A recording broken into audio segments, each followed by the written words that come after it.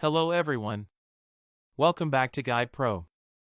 Have you noticed the microphone icon appearing on your phone even when no app is open? This usually means an app is using your microphone without permission. It's a serious privacy concern because some apps might record audio without you knowing. Let me show you how to check and stop it. Open your phone settings and scroll down to Privacy. Tap on Permission Manager, then select Microphone. Here you will see a list of all apps that have access to your microphone. Look carefully for any app that seems unnecessary or suspicious. Tap on the app and select Deny to remove microphone access.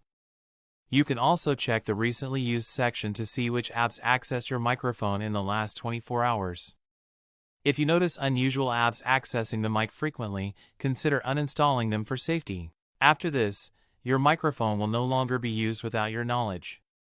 Checking permissions regularly protects your privacy and prevents apps from spying on you. Like this video if it helped you. Subscribe to Guide Pro for more Android privacy tips.